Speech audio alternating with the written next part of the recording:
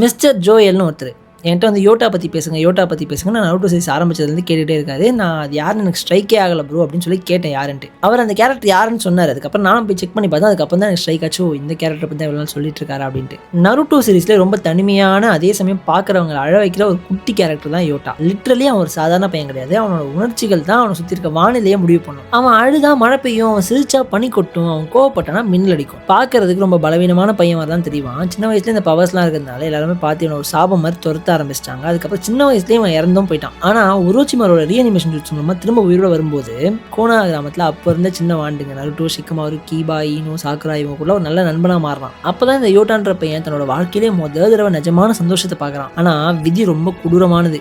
அவன் ரீஅனிமேஷன் ஜூட்ஸ்னு எப்போ மற்றவங்களாம் தெரிய வருதோ அவன் கூட ஃப்ரெண்டாக பழகின யாருக்கும் எந்த பிரச்சனையும் வரக்கூடாது அப்படின்ட்டு இவனோட ஞாபகம் எல்லாத்தையும் அவன் மனசுலேருந்து அழிச்சிட்டு அங்கேருந்து மறைஞ்சும் போயிடுறான். யோட்டா நமக்கு சொல்லி கொடுத்துட்டு போகிற பாடம் என்னன்னா, ஒருத்தர் நம்ம இறக்கிறது பெரிய வழியே கிடையாது. ஒருத்தர் மனசுலேருந்து நம்மளோட ஞாபகங்களை மட்டும் அழிச்சு எடுக்கிறது தான் பெரிய வழி. லைக் கப்பல் ஃப்ரெண்ட்லி, ஸ்பைடர்மேன், எக்ஸெட்ரா அந்த மாதிரி படங்கள்லாம் காமிச்சிருப்பாங்க பாருங்க. இன்னும் உங்களுக்கு அந்த சீன் ஞாபகம் வரல அப்படின்னா நருட்டோ வந்து எல்லாரையும் பார்த்து ஒரு கேள்வி கேட்பாங்க. வெளியிருந்து அந்த ஒருத்தனை எப்படி கவனிக்கிறீங்க, அவங்க கூட்டத்திலே இருக்க என்னைய கவனிக்க மாட்டேன்றீங்க அப்படின்னு சொல்லி கேட்பாங்க. அந்த சீன் வரதுக்கு முன்னாடி தான் இது வரும். ரொம்ப நாளாக யோட்டா பற்றி பேசுங்கன்னு போது எனக்கு சரியாக புரியல. அதுக்கப்புறம் அவர்கிட்ட கேட்டதுக்கப்புறம் அவர் சொன்னதுக்கப்புறம் எனக்கு புரிஞ்சுது. அதனால் இதை பேசிட்டேன்.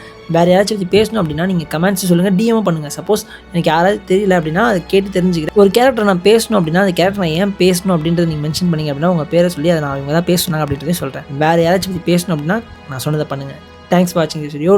டாடா.